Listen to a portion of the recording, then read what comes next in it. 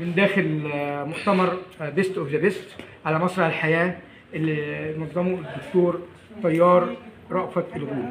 معنا النهارده الاعلام الكبير والصحفي الدكتور مصطفى عيد. اهلا وسهلا بحضرتك يا فندم.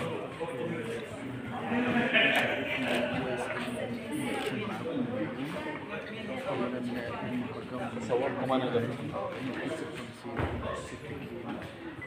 مستواي كان رفيع جدا. طبعا كان بقيادة دكتور طيار رأفت الغول، وطبعا زي ما هو معروف عنه حفلاته كلها وإجهاداته كلها غاية في الإبداع، بيفهم كتير. صحيح فعلا، كان حتى المؤتمر السنه اللي فاتت كان كله عنده الهمم فقط لا غير. الراجل بيبذل مجهود كبير جدا مع ذوي الهمم فعلا لادخال البسمه والسرور عليهم. كما الرسول صلى الله عليه وسلم علمنا من اعظم الاعمال ادخال البسمه والسرور على قلب المسلم. فين الصوره يا عم؟ فين الصوره؟ ما جاتش. فين ما جاتش؟ انت ما صورتش؟ ما صورتش.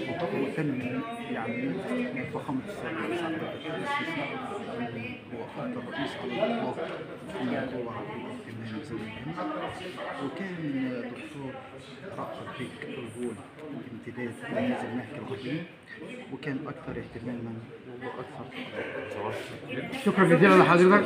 في نهايه اللقاء كان معكم دكتور مجدي الناظر، جريده بوابه عاجل مصر، راديو صوت الجيل.